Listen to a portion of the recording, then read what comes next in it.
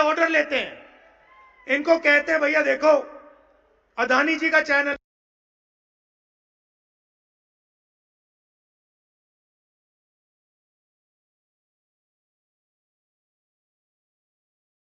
है,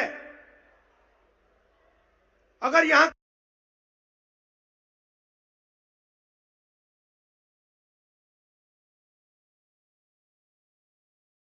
काम करना है तो ऊपर से जो ऑर्डर आ रहा है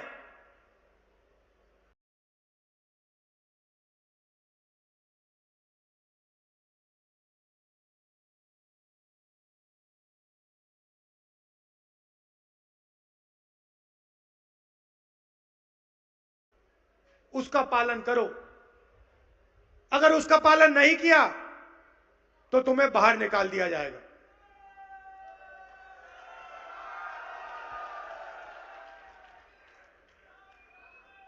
तो नरेंद्र मोदी जी ने पिछले 5 साल 10 साल चुने हुए लोगों को देश का पूरा धन दे दिया। आप जहां भी जाओ हिंदुस्तान में, कोने कोने में चले जाओ, आपको एक नाम दिखाई देगा, airport Adani, port Adani, highway Adani, defence Adani, solar panel Adani, बिजली अदानी, कोयला अदानी, और सारा का सारा फायदा एक व्यक्ति को नरेंद्र मोदी ने दिया है। मैंने उनके बारे में पार्लियामेंट में भाषण दिया।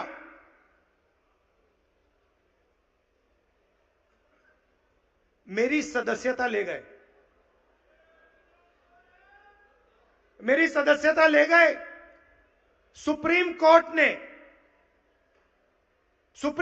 ने मुझे फिर से एमपी बनाया।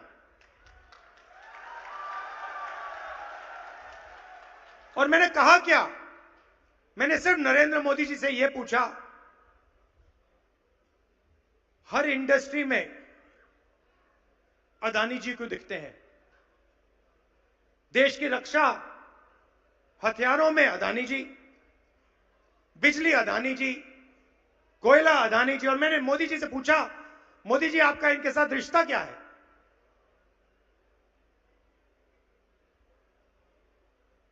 क्या रिश्ता है आपका इनके साथ?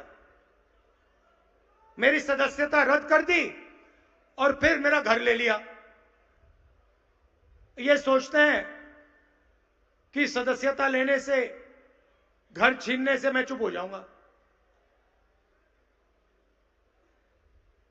मैंने घर की चाबी इनको दी, कहा मुझे घर नहीं चाहिए।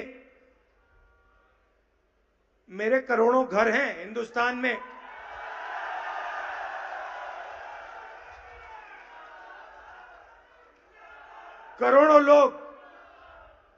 करोड़ों लोगों के दिल में मेरा घर है।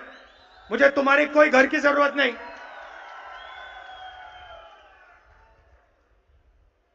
तो अब सवाल उठता है कि जो नुकसान नरेंद्र मोदी जी ने पिछले 10 सालों में किया, उसके बारे में कांग्रेस पार्टी क्या करने जा रही है। आज मैं आपको वो बताने आया हूं। सबसे पहले और सबसे बड़ा काम हिंदुस्तान के हर गरीब परिवार में क्रांतिकारी काम है। यह दुनिया की किसी सरकार ने नहीं किया है। हिंदुस्तान के हर गरीब परिवार में एक महिला के बैंक अकाउंट में साल के 1 लाख रुपए आपकी नई सरकार डालेगी। 8,500 रुपए हर महीना 1 तारीख को हिंदुस्तान के सब गरीब परिवारों के बैंक अकाउंट में आपको मिलेगा। चाहे आप मजदूर हो, किसान हो, बेरोजगार हो, अगर आप गरीब हो तो कांग्रेस पार्टी की सरकार, इंडिया गठबंधन की सरकार आपके बैंक अकाउंट में साल का 1 लाख रुपए डाल देगी और उस दिन तक डालेगी जब तक आप गरीबी रेखा के नीचे हो। जब तक आप गरीब होगे उस दिन तक 1 लाख रुपया साल का, 8,500 रुपए महीने के आपके बैंक अकाउंट में खटाखट खटाखट खटाखट हर महीने जाएंगे।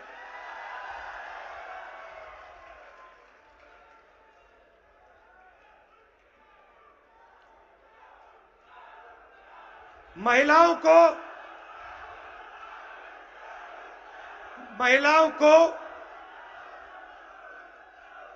50% रिजर्वेशन सरकारी नौकरियों में, और जो आशा और आंगनवाड़ी का काम करती हैं उनकी आमदनी हम दुगनी करने जा रहे हैं। भारत जोड़ो यात्रा में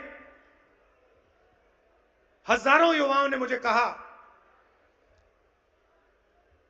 कि आज हिंदुस्तान में रोजगार नहीं मिलता है। आपने देखा होगा कुछ ही दिन पहले अखबार में आया कि आईआईटी के लोग, जो आईआईटी में ग्रेजुएशन करके आए हैं, पहली बार उनको नौकरी नहीं मिल रही। ये नरेंद्र मोदी जी की देन है। तो इसके लिए हम 2-3 चीजें करने जा रहे हैं। सबसे पहले 30 लाख सरकारी नौकरियां हैं, वैकेंसीज हैं, जिनको नरेंद्र मोदी जी ने खाली रखा है। उन 30 लाख वैकेंसीज को हम आते ही आपके हवाले कर देंगे।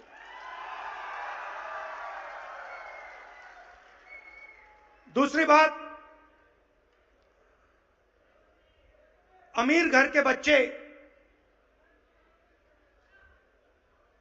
जब यूनिवर्सिटी से निकलते हैं, कॉलेज से निकलते हैं, तो बड़ी बड़ी कंपनियों में 1 साल के लिए, 6 महीने के लिए अप्रेंटिसशिप करते हैं।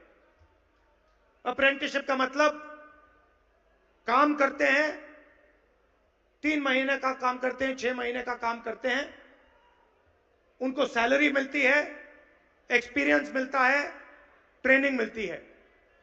मगर यह रास्ता हिंदुस्तान के युवाओं के लिए बंद है। अदानी का बेटा इंटर्नशिप कर सकता है, मगर गरीब घर का बेटा अप्रेंटिसशिप, इंटर्नशिप नहीं कर सकता है। पहले हमने मनरेगा में रोजगार का अधिकार गरीबों को दिया था।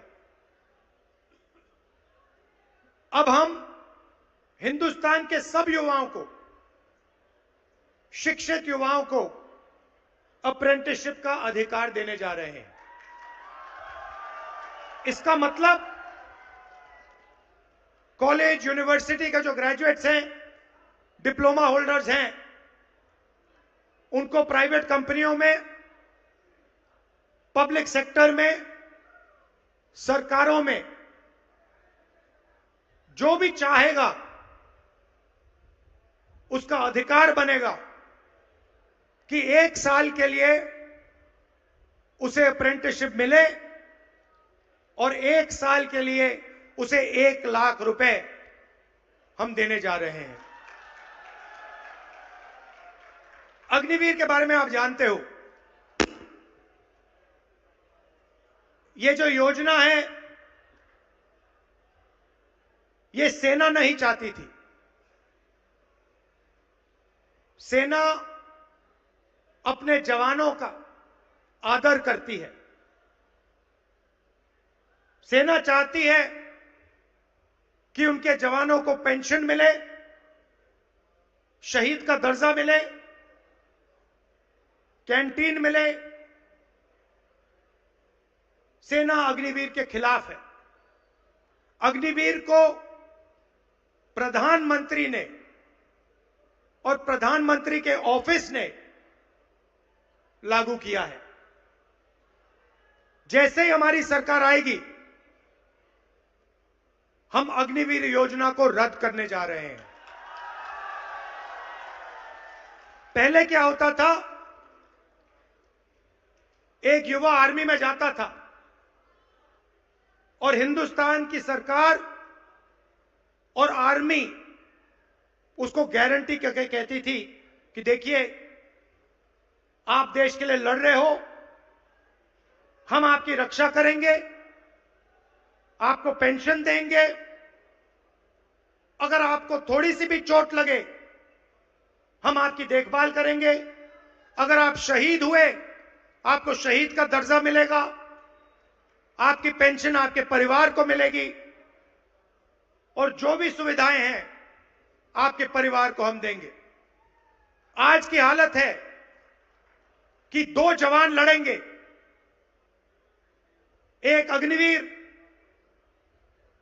और एक रेगुलर आर्मी का जवान, और जब अग्निवीर शहीद होगा उसके परिवार को कहा जाएगा कि आपके बेटे को हम शहीद का दर्जा नहीं देंगे। उसके परिवार को कहा जाएगा कि आपको पेंशन नहीं मिलेगी। यह हिंदुस्तान के युवाओं का पर अपमान है। अगर कोई युवा कहता है कि मैं देश के लिए अपनी जिंदगी देना चाहता हूं, तो उसकी रक्षा करने का फर्ज सरकार का होता है और जिम्मेदारी होती है। इसीलिए जैसे ही हमारी सरकार आएगी, अग्निवीर योजना को हम खत्म कर देंगे।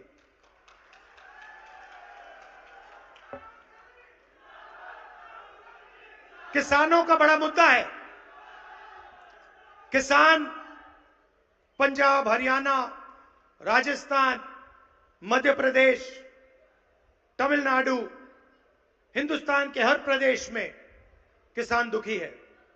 किसान देख पा रहा है कि नरेंद्र मोदी जी अदानी जी की मदद करते हैं, अरबपतियों की मदद करते हैं। हिमाचल में अदानी जी को सेब का कंट्रोल दे दिया, 3 कानून बनाने की कोशिश की अदानी और अंबानी की मदद करने के लिए, मगर किसान को सही दाम नहीं मिलता। किसान कोई तोहफा नहीं मांग रहा, कोई फ्री गिफ्ट नहीं मांग रहा। किसान सिर्फ यह कह रहा है कि अगर कोई व्यापारी कुछ बेचता है तो उसे सही दाम मिलता है, हमें सही दाम क्यों नहीं मिलता? उसका पहला सवाल यह है। और दूसरा सवाल, उतना ही महत्वपूर्ण सवाल, किसान कहता है कि देखिए, अगर अरबपतियों का कर्जा माफ हो सकता है तो हमारा क्यों नहीं हो सकता? तो मैं राजस्थान के किसानों को कहना चाहता हूं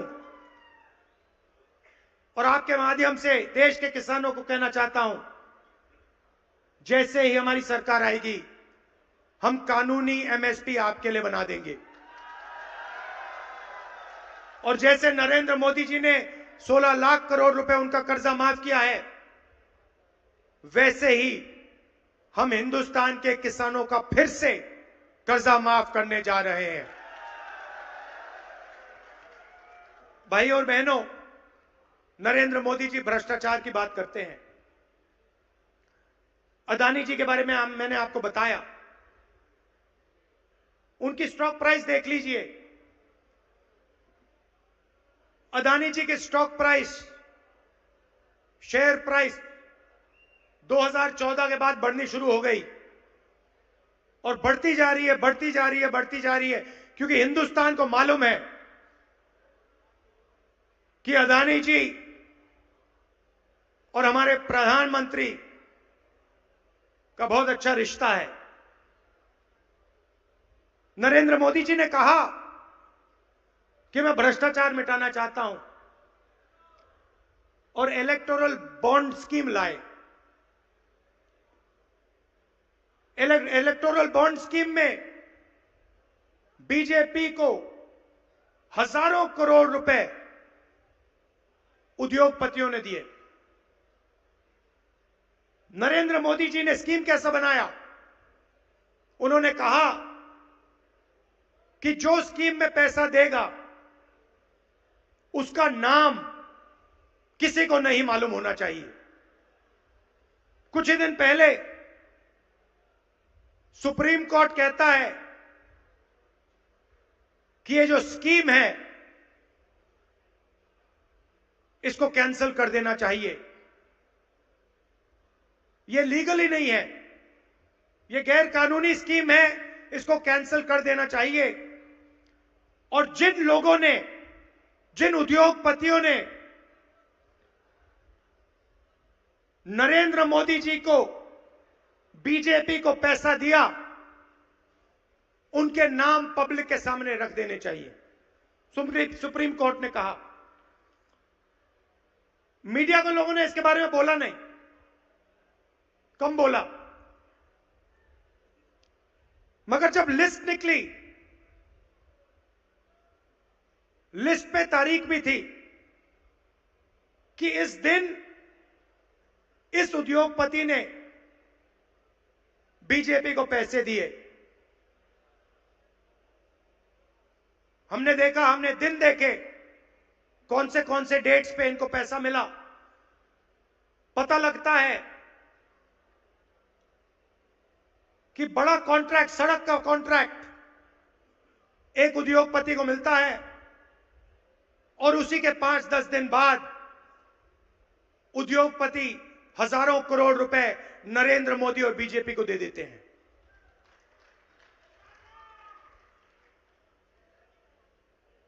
हर उद्योगपति के सामने डेट है और दो तरीके से ये पैसे ले रहे हैं। एक तरीका कॉन्ट्रैक्ट देते हैं, सड़क का देते हैं, डिफेंस का देते हैं, अलग अलग कॉन्ट्रैक्ट देते हैं और कुछ ही दिन बाद स्कीम में उद्योगपति इनको पैसा दे देता है, कट दे देता है। और दूसरा तरीका, ये सीबीआई का केस लगाते हैं, ईडी का केस लगाते हैं, उद्योगपति उनको पैसा देता है और फिर सीबीआई का केस, ईडी का केस गायब हो जाता है। तो इंटरनेशनल लेवल पर हफ्तेबाजी चल रही है, एक्सटॉर्शन चल रहा है और उसका नाम इलेक्टोरल बॉन्ड स्कीम है। नरेंद्र मोदी जी से आप पूछिए कि जो हजारों करोड़ रुपए बीजेपी को मिले, मुंबई का एयरपोर्ट, मैं उदाहरण देता हूं, मुंबई का एयरपोर्ट मिला, अदानी जी को मिला, उससे एकदम पहले बंबई एयरपोर्ट के मालिक को सीबीआई की इंक्वायरी हो जाती है। कुछ ही दिन बाद मालिक एयरपोर्ट अदानी जी को पकड़ा देता है, सीबीआई इंक्वायरी खत्म हो जाती है, मामला फिट हो गया। तो नरेंद्र मोदी जी ने भ्रष्टाचार की मोनोपोली खोल रखी है। देश में सबसे ज्यादा भ्रष्टाचार इलेक्टोरल बॉन्ड स्कीम के माध्यम से हिंदुस्तान के प्रधानमंत्री और बीजेपी कर रही है। भाइयों और बहनों, देखिए, एक तरफ 22-25 अरबपति हैं, मीडिया आपकी बात नहीं करती। क्यों? मीडिया उनकी है। मीडिया बेरोजगारी की बात नहीं करेगी, महंगाई की बात नहीं करेगी और पूरा का पूरा फायदा उनको मिल रहा है। दूसरी तरफ कांग्रेस पार्टी है, हम महिलाओं को 1 लाख रुपए साल का देने जा रहे हैं, युवाओं को अप्रेंटिसशिप का हक देने जा रहे हैं, किसानों को एमएसपी और कर्जा माफ करने जा रहे हैं। आपको निर्णय लेना है। आप हिंदुस्तान की सरकार चाहते हो, किसानों की, मजदूरों की, गरीबों की, बेरोजगार युवाओं की सरकार चाहते हो या फिर अदानी की सरकार चाहते हो? यह आपके ऊपर है। हमारे यहां कैंडिडेट्स हैं, इनको भारी बहुमत से आप जिताइए, कांग्रेस पार्टी को जिताइए और गरीबों की, कमजोरों की सरकार लाइए। आप सबका, अच्छा आखिरी बात, मैं एक बात भूल गया। आखिरी बात जो हम करने जा रहे हैं, आजकल सरकार जब रोजगार देती है, ठेकेदारी प्रथा से देती है, कॉन्ट्रैक्ट लेबर से देती है। हमने निर्णय लिया है कि चाहे वो पब्लिक सेक्टर यूनिट हो या वो सरकार हो, ठेकेदारी प्रथा को कांग्रेस पार्टी खत्म करने जा रही है। अगर सरकार और पब्लिक सेक्टर में किसी को काम मिलेगा तो ठेकेदारों वाया नहीं मिलेगा, परमानेंट काम मिलेगा, पेंशन के साथ, इज्जत के साथ जनता लोग सरकार में काम करेंगे। आप सबका बहुत बहुत धन्यवाद। नमस्कार, जय Hind.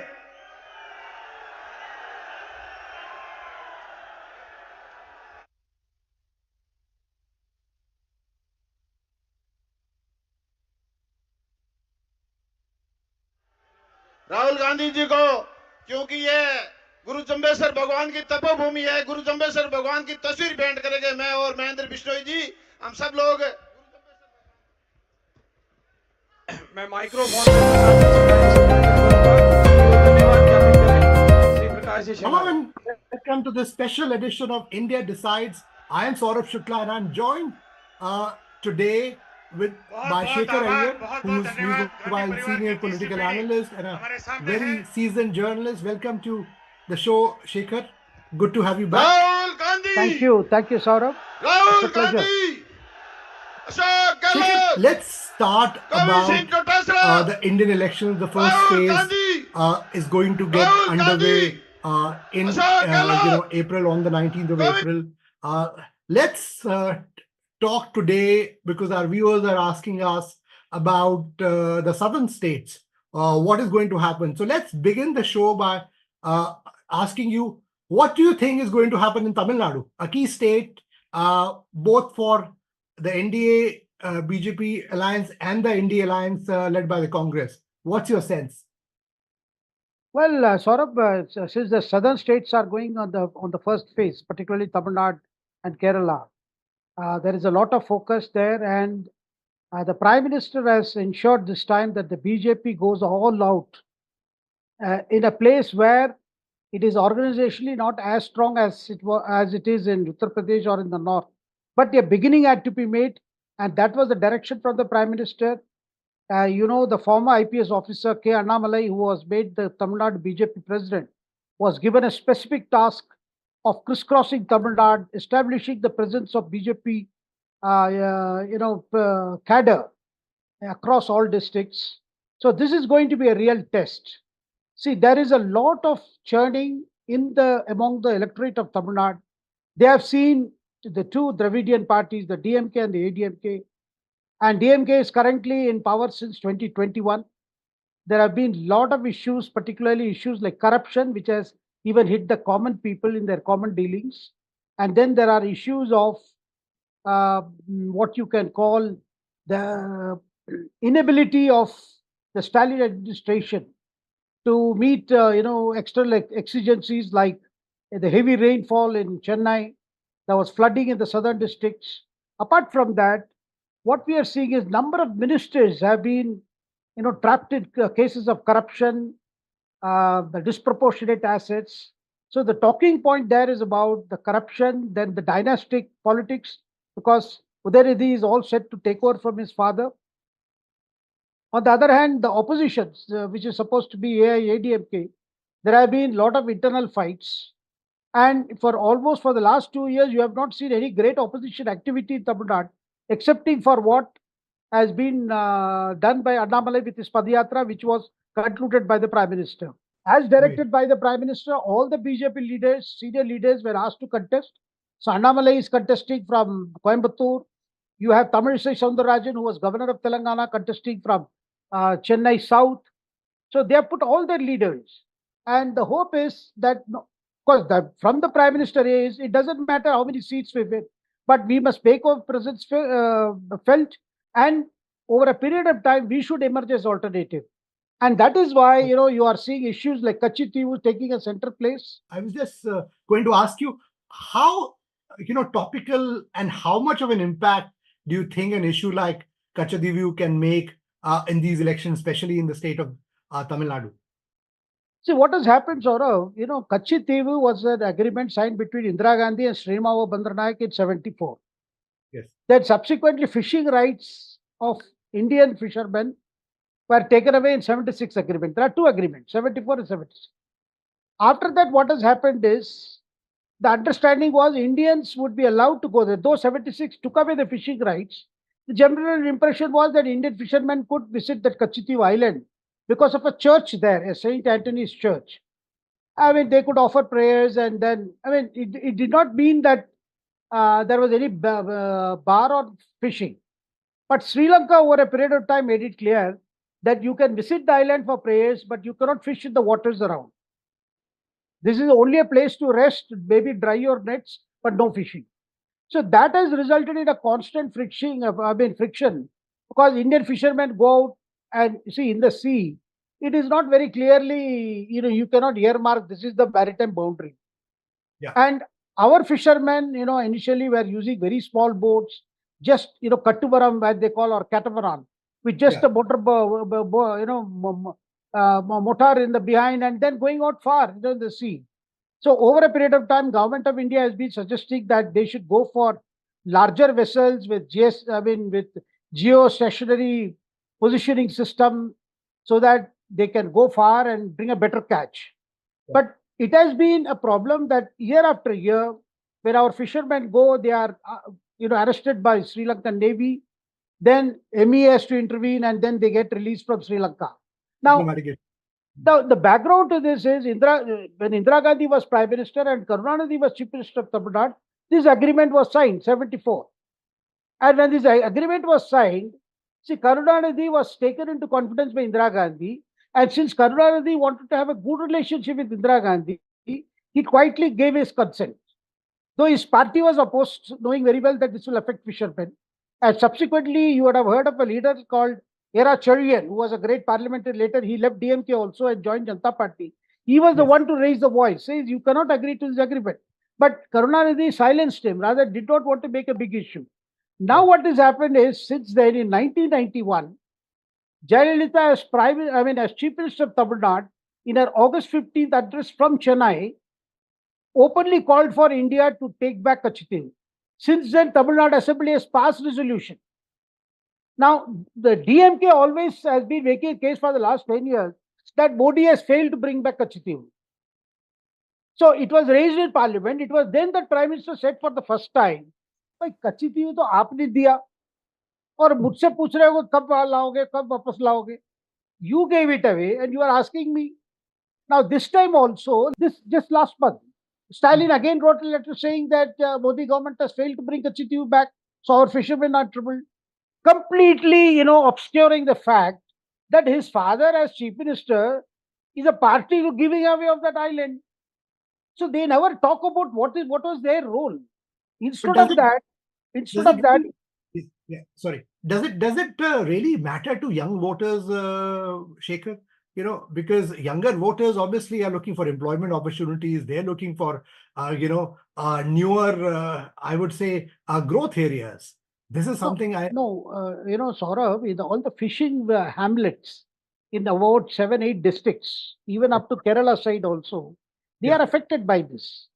So, in fact, Sushma Swaraj, in 2013-14, she visited those areas in Ramanathapuram, Kanyakumari, and proposing government, special financial schemes for the fishermen to upgrade their boats. Now, interestingly, Sri Lankan government has been responding in a very cautiously to this debate going on here. Because BJP's attempt is to show, look, we will get back. We are working to get back. But it is DMK, which was a party, and Congress is backing it. And they are making it as if we were the original cause of the problem. Now, the other side, at the diplomatic level, I can tell you, Saurabh, there has been back channel talks going on between Colombo and New Delhi. Even when Jaishankar went to Colombo, this matter was raised. Since we are helping them financially, we are helping them in a big way to tide over the crisis that they just faced. So I think there is some kind of understanding whether Sri Lanka can allow the fishing by Indian fishermen, or probably we can take it back on a lease or something without disturbing the agreements. Absolutely. So that's There is something is going on, and this issue will pick up steam after the Lok Sabha elections, because in 2026 there is going to be assembly elections in Tamil Nadu, and BJP is going to be a big player. Now, Modi's masterstroke would be ensure fishing rights for no harassment by Sri Lankan Navy for our fishermen around Kachitivu, and call it as a big card before the Tamil Nadu assembly elections. That's a very important point you made, Shekhar. Let's. So, what is your sense in number of seats? I know it's early days, but do you get a sense of what do you think will be the numbers coming out of Tamil Nadu this time? Saurabh, I will not hesitate to tell you that even if they win 2 seats in Tamil Nadu, that is going to make a big difference, because you have to consider the fact BJP is a new player there, though they have had alliances before. This time they are plowing it alone 2 seats. In Kerala, my feedback is Rajiv Chandrasekhar's campaign has picked up very well in Thiruvananthapuram against Shashi Tharoor. Yes. And there, he has been doing well. His campaigns are getting very good response. Shashi Tharoor is going to try for a 3rd term. Of course, the Congress has advantage of a solid Latin Christian votes, and those Latin Christians are essentially Dalits.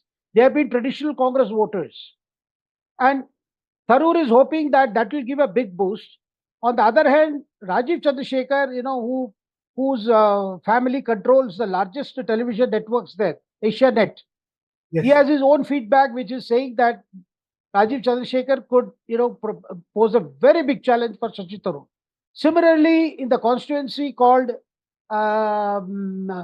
Thrissur, where Gopi, Suresh Gopi, an actor who contested last time and who won 2 lakh votes last time but could not win.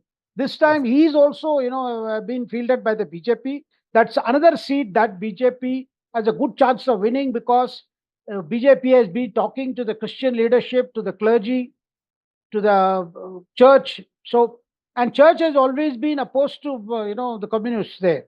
They are looking for alternative. And overall, if you see, for Pinarayi Vijayan, these Lok Sabha elections are very crucial. That's why he has, ensured the left front is fighting every constituency, including Wayanad. That's why you had left leaders saying, why is Rahul contesting from here? Why not from the north? That is where the challenge is.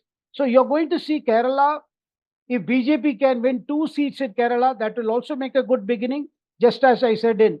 Now, in Telangana and other places, the picture is like this. Out of 70 Lok Sabha seats in Telangana, BJP looks like, being comfortable in at least 7 or 8 seats. Last time, they had 8 they had 4 parliamentary seats. So this time they're looking at between 8 to 10. So that is a gain that you see. And in Andhra, they are, part of the TDP alliance. Even if they win 1 seat, they will think that, that alliance has been worth it. Now, in Telangana, I can tell you the fight is between Jagan Reddy and Chandrababu Naidu. And in Andhra Pradesh. And Jagan's sister is the Congress PCC chief. Yes. And she herself is contesting from Kadapa. Yes. And Jagan is very tactful this time, in the sense she is attacking him. That is, the sister is attacking the brother. But Jagan is not saying anything, saying she is part of my family. I'm not going to say anything. And he has also managed to get some Kapu leaders who are associates of Pawan Kalyan. They have come over to Jagan Reddy's party.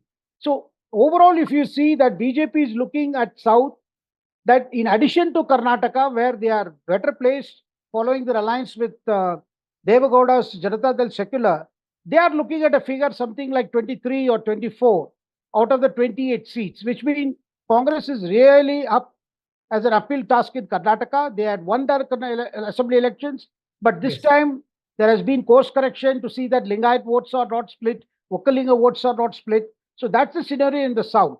But overall, the fact that the Prime Minister enjoys a huge popularity across the country and BJP is better prepared, and you are seeing the crumbling of the Congress edifice in most states.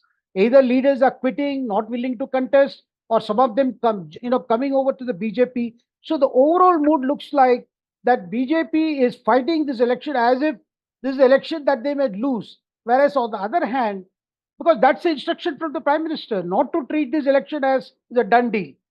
You in said every constituency. Shekhar, you made a very important point there, and I've been talking to some strategists there. One of the challenges, I think, during one of the reviews they found out is somewhere a complacency had also set in. When people tell you that you are winning, sometimes your own voters don't come out and vote. So that's something I think BJP will like to address. What about how are they going about? You've been obviously in touch with a lot of BJP strategists in ensuring that their voters come out and vote, because that's very important, because also this election will also see extreme heat. So climate will have a major role, and I would say that climate change will play a role in Indian elections. Where do you see that panning out? Saurabh, your question has been answered by the Prime Minister. He addressed a rally in Churu in Rajasthan. And Churu, is the hottest place in Rajasthan. And the Prime Minister specifically mentioned about the heat. He asked his people to look, don't be scared by the heat. Do come out and vote. That's the only way you can ensure that a lot of dreams that we have dreamt and the goals that we have in mind can be implemented if voters turn out in large number. Prime Minister specifically spoke about heat in Churu, and he also said, do not assume it is done deal. And he has been telling his internal meetings as well as party karyakartas and other leaders, work for this election as if, this election you might lose. Don't go by the fact that, my popularity will work or anything. Because, see, this time the Prime Minister target is not just winning a third term, Saurabh. The whole idea of, taking in more people coming from other parties, there are a lot of criticism within also. Why are we taking so many people if we are so confident? But the Prime Minister's goal this time is BJP should near the 50% mark of the total votes polled. Number one. And number two, he wants to convey the message that BJP has not been chosen because of absence of opposition. Rather, it is their first choice. And next 5 years are going to see big changes. You're going to see delimitation. You're going to see women's reservation. You're going to see the rollout of one nation, one poll. There are several things that are there which would require the Prime Minister as a very, very comfortable majority in Parliament. And the way the Prime Minister is campaigning, one day in Rajasthan, next day in Bengal. And interestingly, Saurabh, I want to talk about Bengal. Because Bengal, the difference of percentage, in terms of percentage votes, it was 43% and 41%. It has been just a 2% difference between Mamata's Trinamool Congress and BJP. In Bengal now, this time, because of horrible incidents like Sandesh Kali, where Mamata is actually, has her back to the wall. And within her party, there are a lot of differences have cropped up, even within her family, between her brothers and she, and as well as Abhishek Banerjee, who happens to be her nephew. And between Abhishek and Mamata also, there are differences. The choice of candidates and the allegations and number of cases. And even Kolkata High Court made an observation, even if the affidavits that have been filed in connection with the Sandesh Kali episode, where women were targeted by Trinamool Congress leaders, and the incidents of sexual exploitation happened in Trinamool party office. This is a unique case where the perpetrators belong to the ruling party. The occurrence of the crime was also ruling party office, and no action was taken by policemen who were controlled by the ruling party. And BJP has put up actually one of the victims as candidate. Rekha Patra is one of the victims of Sandesh Kali, and she's a BJP candidate from Bashirhat. So you can see that in Bengal, Mamata is having problems. So I am told, if the Election Commission can make foolproof arrangements and people can come out and vote, you could see the BJP's figures surge even close to 30 out of 42. Because there is a lot of undercurrent of unrest. And last time, Trinamool had won 22 seats and BJP had won 18 seats. Which is obviously, that will be a gain. What happened in Odisha, Shekhar? We heard that they were almost close to an alliance, and then obviously the talks broke, and then now BJD and BJP are fighting the election separately. How much of an impact do you see there? What do you? Yeah, you see, yeah, he has been. I mean, this is his. He is in power for the sixth time. David Patnaik last time, and Yes. he's the longest serving chief minister. He has good equations with prime minister, no doubt. There was a proposal from Naveen's side. Why should we fight each other rather? But the feedback from the state BJP was that BJD has been having heavy anti-incumbency issues, and there was resistance from the Orissa unit. They were not very happy when the talk of an alliance was discussed between Prime Minister and then the question of seats and particular seats. Some of the seats that were won last time by the BJP, they didn't want to give up those seats. And finally, within the Biju Janata Dal, there is a resentment growing over the number 2 man in the BJD. That is an IAS officer who has given up his that is Karthikeyan Pandian. Yes. Pandian is the right-hand man of Naveen Patnaik. He belongs to Tamil Nadu. His wife is a Odia officer who is serving in the Odisha cadre. Now, within the BJP, there is a lot of resentment that Naveen Patnaik has groomed him as a number 2. He quit IAS and joined his and got a cabinet rank. But he manages all the developmental initiatives called the 5 Ts. And that was also a factor where the feedback from the state BJP to the Prime Minister was, look, there are severe problems in BJD. Now, this is the time we should go it alone so that we strike a good haul of seats. So that's the reason. Okay. Yes. Another question being asked, a lot of our viewers have been asking us, the timing of the action against the opposition leaders, whether it's the Aam Aadmi Party leaders in Delhi, the freezing of Congress's bank account. Obviously, these are all done by the agencies. This is done as a normal course. But do you think that the timing will evoke some sympathy for the opposition? At least they have something, and the voters may think that they are being victimized. Where do you see that going? That is a problem that Aam Aadmi Party is facing today. The sympathy factor is missing because generally, among folks today, if any politician is facing such a problem, the tendency to think, kuch to hoga, nahi to kaise phasta. I mean, there is no sympathy for any politician, if he is charged with corruption. Now, in Kejriwal case, he could have, responded to the summon very early and be done with now. Instead of that, he dragged the matter, he ignored 9 summons. Then just as a window to the approaching elections, that is the time he was picked because he did not get relief from courts. Now, all these leaders have had problems from the courts because courts are not granting them relief. But surprisingly, Sanjay Singh's bail plea was not opposed by ED, which also goes to show that his being released on bail will have a bearing on the Aam Aadmi Party leadership struggle. Because Kejriwal wants his wife to take over. She has been issuing on video messages, and one message had, Bhagat Singh on one side, and and with Kejriwal in the middle behind the bars.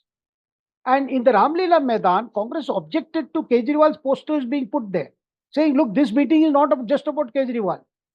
This is about how the opposition is overall facing challenges from the Modi government.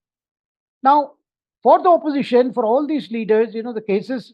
Now, for instance, the income tax case. After the income tax assured the Supreme Court that we are not going to do anything till the elections are over, that issue has died now. Similarly, with Sanjay Singh getting bail, somewhere along the AAP's, the sympathy, the effort to get sympathy has also got punctured because one leader has come out on bail. True. Other question, Shekhar, we discussed in the last edition about BJP wooing a lot of professionals. We have seen Ambassador Taranjeet Singh Sandhu being fielded from Amritsar. You have Basiri Saraj, even though she's Sushma Swaraj's daughter, she's a well-known lawyer. So where do you see BJP's gambit coming in, where they're trying to get in some professionals to contest these elections? And where do you see the visibility factor? I'll tell you, Saurabh, of the 400 candidates that the BJP has announced, 400 odd, 100 are new faces. That means they have dropped a lot of people. They have dropped 1/3 of their sitting members to get new faces. The whole idea is there should be fresh faces, experienced hands, like Mr. Sandhu, who is contesting from Amritsar. He belongs to Amritsar. Yes. So, and similarly, they have brought a lot of people, like the Mysore Maharaja, he is a Odia. young professional, Odia has come. Yeah. And see, from a seat like Mysore is a very tough constituency. So the whole idea is bring freshness, and a lot of representation has been given to women also, though it is not 33%, because next elections, 2029 elections will be held under the 33% quota. So the Prime Minister's attempt is you must have new energy, new blood, and wherever they had even an iota of doubt about winnability, they have changed the candidate. They brought new people. So Right. overall, you can see under the Prime Minister's direction, the BJP has been, taking very, very risky decisions. The risky in the sense, ready to move away from from a pattern and go for new candidates. It is a very important point that you made, that he's not risk averse. Obviously, when it comes to his governance, he has proven that he takes risks. But when it comes to electoral politics, often politicians don't want to take a decision. When Prime Minister has taken it, we will wait and see. What about the urban centers? Where do you see? Do you think the BJP support base will be intact in urban centers, prominent cities like Delhi, Mumbai, Bangalore? Where do you see the urban centers voting this time? In all the urban centers, particularly in the north, Saurabh, there is a huge support for the Prime Minister. Though there are problems like unemployment, economy is just picking up, the manufacturing is just gearing up, and the figures that are coming show that things are looking hopeful as the days pass by, because we had to recover from earlier a slow economic slowdown, followed by Yes. 3 years of COVID. Things are been very slow. But there is a sense of hope, Saurabh. See, the across voters in India, particularly the northern states, as well as in large pockets in south, the feeling is there are very big problems that the country is facing. But if anybody can solve them, and we sincerely trying to solve them, it is the Prime Minister. This is the advantage for the Prime Minister, I will say, across all states, where he is still seen as a person, as he enters or gears up for a third term, that he can solve problems. Yeah, and he is sincere about solving problems, and he has worked hard. India has seen a number of achievements. India's prestige has gone up among the Committee of Nations. So many things have happened. This is boosting a lot of young people who feel the next 5 years and even the next 5 years. Definitely, we are going to see very big developments that will propel India to a pride of place. And that will itself, boost economy, will create a lot of things. Now, for instance, the infrastructure growth that is happening in the country. Similarly, for agriculture also, there are very grand plans. See, like for instance, the farm bills had to be withdrawn because of the situation created by some interested groups. But people are looking at a scenario where Prime Minister will definitely not forget the plans he had for the agriculture. Those plans will be brought back. They may be fine-tuned. You are going to see a lot of investment happening in the agriculture sector for, agro-based industries.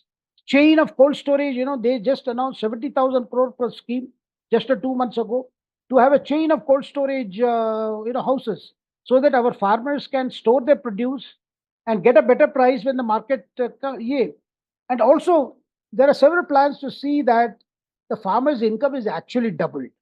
For that to Right. happen, you have to lift some curbs like export of onion, export of sugar. These are areas always, politically guided, because if domestic prices are fluctuating, then immediately the ban comes. Right. But the Prime Minister has already worked out, Saurabh, on what he will do in the first 100 days. Now, today the Congress has come out with its manifesto. Now, very soon you're going to see the BJP manifesto also. And the BJP manifesto will also see very specifics, what they wish to do in 100 days, what they wish to do in 200 days. And a team is working at it, headed by Rajnath Singh, but it's Finance Minister Nirmala Sitharaman who is working at it. So you're going to see that what the Prime Minister has been saying, it is, Prime Minister is approaching this election with just two, I would say card. One is a report card and the other is a card that lists his vision for the future. Because Right. he's going by the achievement. And let us not underestimate the impact of Ram Temple, which is seen as one of the promises fulfilled at Ayodhya. Similarly, the removal of Article 370 in Jammu and Kashmir. There are several things where, the BJP is able to tell the electorate, look, जो जो जैसे बोला वैसे किया. In fact, the manifesto is going to carry a part. जो बोला Right. वो किया. So Right. you can see how the approach is towards a positive approach and to boost the mood of the country. Right. Let's shift focus to Maharashtra, another key state for the BJP. They've now struck an alliance, with NCP. Ajit Pawar is with them. Shiv Sena, one part of it, Eknath Shinde is with them. How much do you think this alliance will get in terms of the electoral seats in Maharashtra? What's your sense? See, there are 48 seats there, and BJP is contesting at least 26 of them. Yes. Now, they also had problems. The Mahayuti also had problems. I mean, BJP, Eknath Shinde, as well as Ajit Pawar's party. But the problems here have been more or less being managed. Whereas in the opposition side, Uddhav Thackeray's unilateral announcement of seats and candidates without an understanding with Congress has created so much of bad blood. Similarly, problems in NCP, the Sharad Pawar's problem is his party had to go for a new name, new symbol, and Ajit Pawar is contesting just 5 or 6 seats. And one of the main seats is that Baramati, where Sharad Pawar's daughter will again try her luck, and his wife is a contestant. Pawar's wife is a candidate, yes. So Sunetra Pawar. Yes. Maharashtra, I think BJP is looking for a rich haul. Out of 48, their target is 40. But there are problems, but one thing is clear, that once Prime Minister, the whole problem has been the seat adjustment, the naming of candidate, that has been the problem. But I feel this Mahayuti has been able to manage it in a better way when if you compare to what Mahavikas Agadi has done. Actually, Sanjay Nirupam has come out now. Earlier, Milim Devrao came out. Yes. These have not sent good messages in terms of for this alliance, Mahavikas Agadi. Right. What went wrong in Punjab, Shekhar? There was a talk that there may be an alliance back with Akali Dal. That did not transpire. That would also mean that BJP is fighting it alone. But they've got candidates. So they, in fact, in a way, they've got almost 5 sitting MPs now contesting the elections for them. Yes. How do you see that? See, the feedback was that Akali's, even when last time, when the BJP Akali Dal alliance did badly in Punjab, it was largely because of Akalis. And Akalis have had quite a bad run. They have had a terrible anti-incumbent issues then also, and since then they have not picked up. So the advice from the Punjab BJP leaders, and many of them are Congress leaders. Yes. After all, the president is Sunil Jakhar. So their feedback was, look, we better go it alone. So we are seen as alternative to Bhagwat Das Man, to the AAP. Right. So, and that's a decision they have taken. And you are going to see that there may be very surprises out of 30 Lok Sabha seats, which the AAP is hoping to completely sweep, like they did in the Punjab Assembly elections. That probably may not happen. And BJP may manage to win. Even if they manage 2-3 seats, I think it's going to be a big game changer in terms of, Punjab politics. Right. Shekhar, thank you for talking to us. We will come back with another edition of India Decides. Always a pleasure to talk to you. And keep on telling and informing our viewers as well. And before I go, do make sure that you follow News Mobile's fact-check coverage, because to strengthen democracy, you have to defeat misinformation and disinformation. A lot of misinformation is happening in the run-up to elections. Do go to News Mobile's WhatsApp tip line if you want to share any post, and we will fact check it for you. And News Mobile has also been doing a training program called Chunav Shala, where we have been debunking election-related misinformation. So do go to